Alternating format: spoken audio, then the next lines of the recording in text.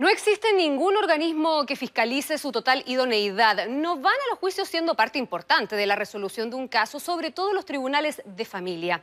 Estamos hablando de los peritos judiciales, cuyos informes pueden cambiar el rumbo, no solo de una persona, sino que de una familia completa.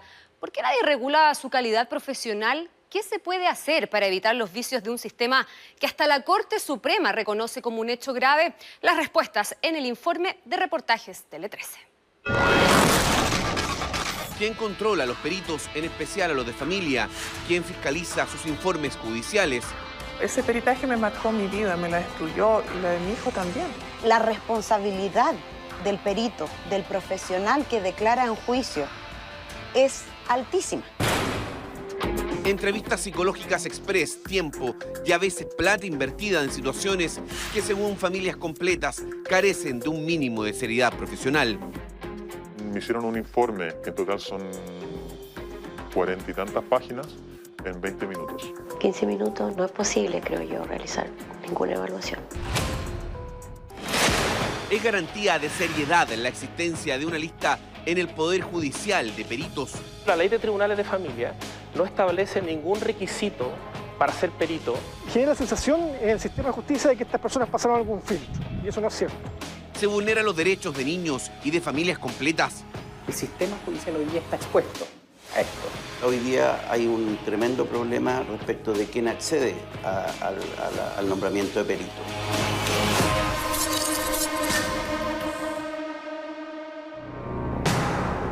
Acordamos resguardar su identidad. Ignacia estudia los últimos ramos de una carrera universitaria, estuvo casada y tiene un hijo. Mi ex marido me solicitó la custodia de mi hijo. Nos enfrentamos a un juicio y en ese juicio nos tuvieron que evaluar psicológicamente y psiquiátricamente. Solo ese hecho bastó para que se iniciara un proceso judicial. El Tribunal de Familia que lleva su causa le pidió un peritaje psicológico. Confié mucho en el sistema judicial y me entregué, o sea, dije ya, ok, voy a hacer lo que me digan porque me interesa mucho que mi hijo esté bien y que esto se solucione pronto.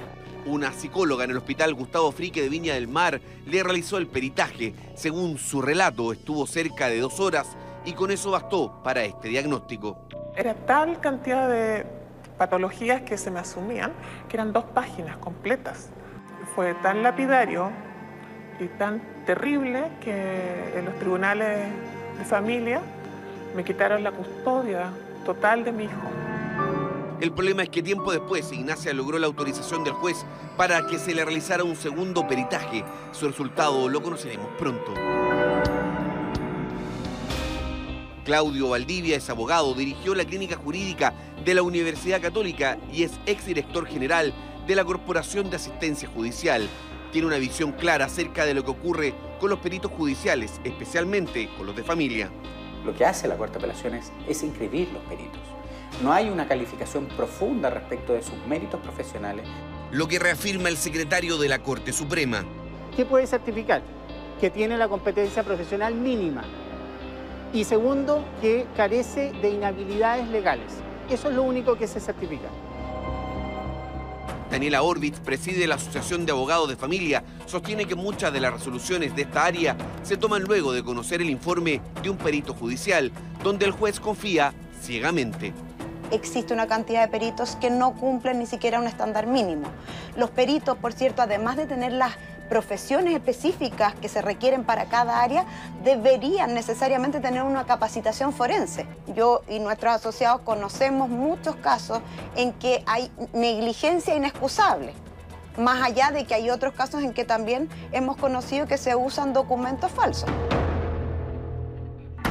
El presidente del Colegio de Peritos Judiciales de Chile, que reúne apenas a 64 miembros, reconoce que no solo en el ámbito de la justicia de familia hay problemas. Afirma que es urgente la creación de un ente que los regule. Los requerimientos entonces con los cuales se está haciendo hoy día el nombramiento del perito judicial es relativamente bajo. A este hombre lo llamaremos Pedro. Resguardaremos su identidad para proteger a su ser más querido. Entre el 2016 y el 2017, su expareja lo denunció de haber abusado sexualmente de su hijastra y de su propio hijo, todo mientras se realizaba el juicio de alimentos y régimen de visitas. El caso de la niña fue la primera acusación que lo llevó ante la justicia penal y a someterse al primero de varios peritajes. La llamó la profesora y la psicóloga para informarle que la niña notaban que presentaba síntomas de ser niña abusada en el ámbito sexual.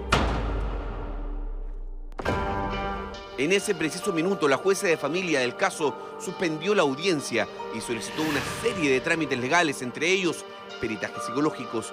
Junto a su abogada, decidieron pagarlos para así agilizar los trámites. Pagando es rápido. A mí me hicieron un informe prácticamente en 25 o 30 días. El sistema público podíamos tranquilamente entre 7 o 8 meses esperar una cita.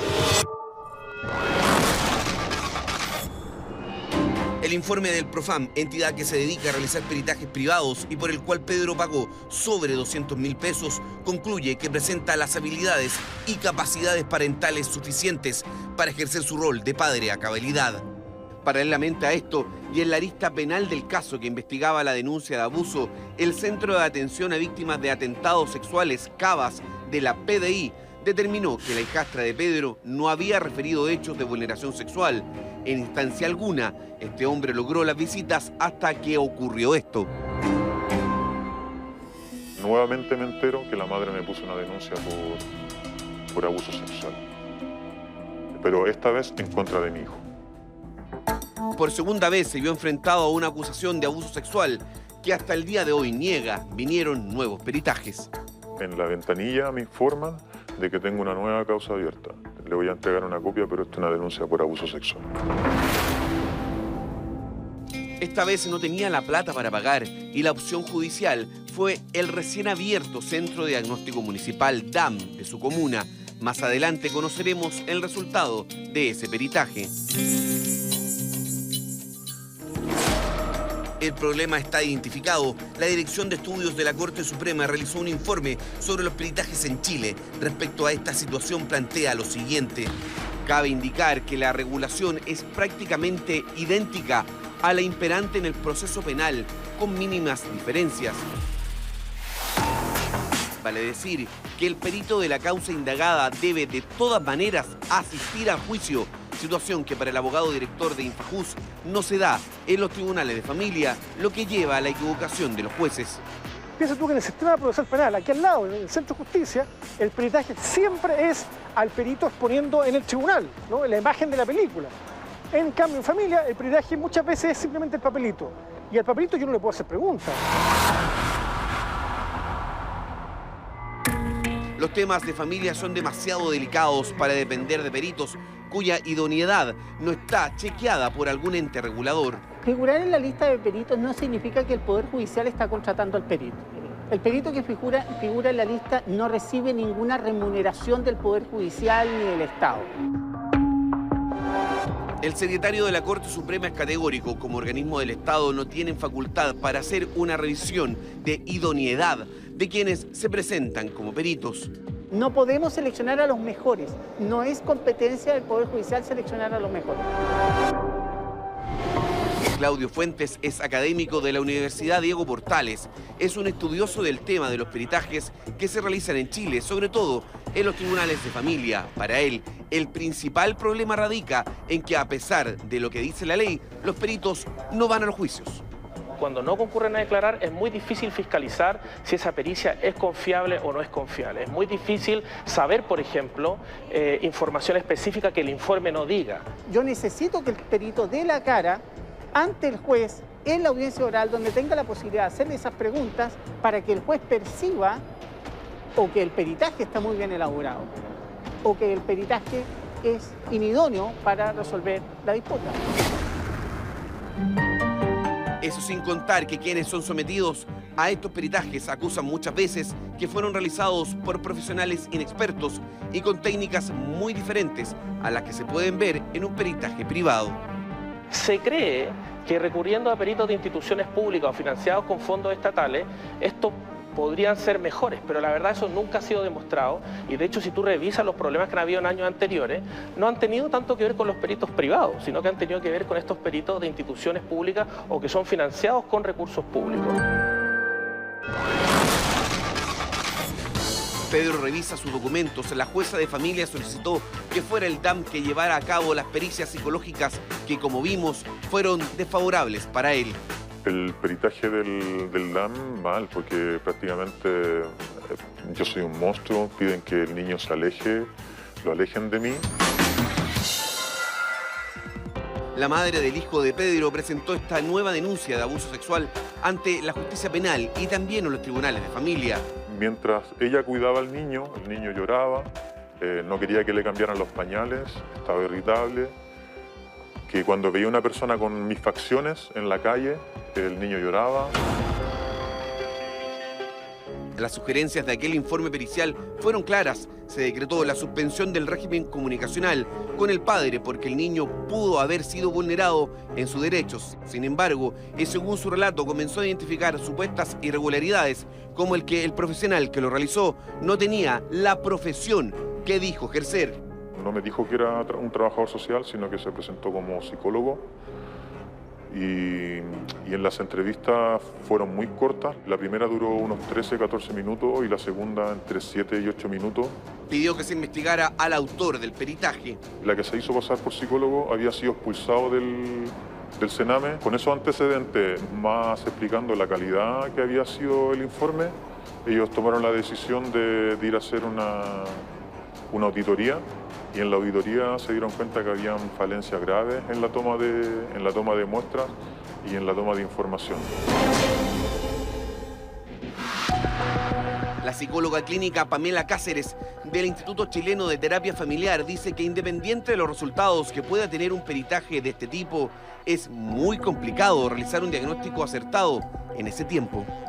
Una evaluación completa, que son de 4 sesiones, consiste 4 sesiones de 50 minutos de duración aproximadamente en un periodo de 3 o 4 semanas. Pedro recuperó las visitas de su hijo después de realizada la revisión del peritaje por parte del Sename. Este documento confirma la sentencia a favor de sus intereses, ratificando que al prohibir el régimen comunicacional con el menor por parte del padre, también se vulneran sus derechos. Para los expertos, el sistema actual de peritos no garantiza lo fundamental, el bien superior del niño. La desprotección en la cual se pudieran encontrar hoy día los niños, que son sujetos de esos procesos, al contar con información que es sesgada, que no es la más idónea y que al final se empiece a vulnerar sus derechos.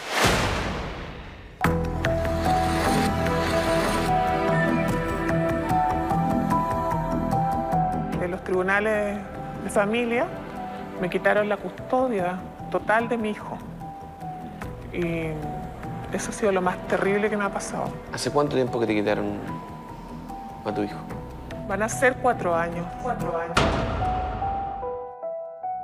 El caso de la custodia de su hijo llevó a acusaciones mutuas con su ex marido por abuso sexual contra el menor.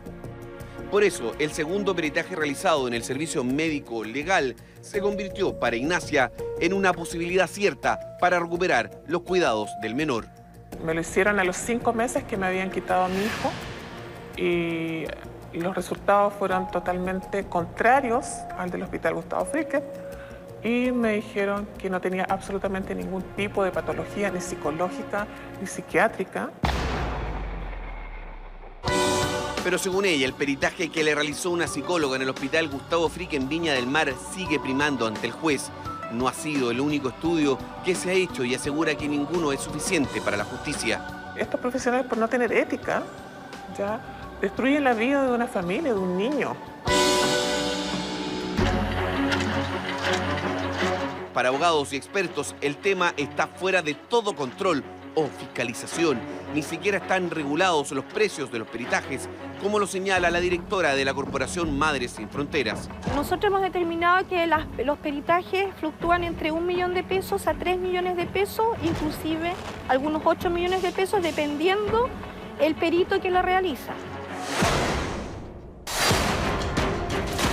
El Ministerio de Justicia dice que ningún organismo, incluido el Poder Judicial, se ha acercado ante ellos manifestando el interés por regular un problema con el sistema de peritos. No es un tema que a nosotros se nos haya levantado hasta ahora como una problemática de gravedad. En la medida en que lo sea, por supuesto que vamos a mirar y hacer todo lo que esté en nuestras manos para que efectivamente mejore. Reconoce que están trabajando en recabar antecedentes como los expuestos en este reportaje, junto con la UNICEF, pero aún falta tiempo para tener un diagnóstico certero de lo que ocurre con los tribunales de familia. Nosotros queremos hacer un trabajo responsable, porque por mucho que haya ciertas ideas preconcebidas que uno tiene o ciertas impresiones que uno tiene del sistema, a la hora de definir políticas públicas es importante contar con evidencia, y eso es lo que estamos haciendo.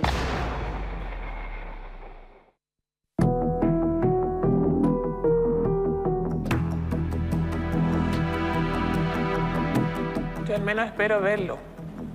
Es lo único que puedo decir. Porque a esta altura, recuperar a mi hijo es un sueño, un sueño.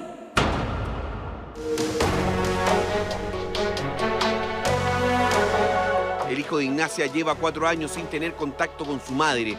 La dejó de ver siendo un niño y ahora, como adolescente, desconoce que pueda estar siendo víctima, como potencialmente muchos otros menores, de un sistema que por ahora nadie pone atajo con certeza y claridad.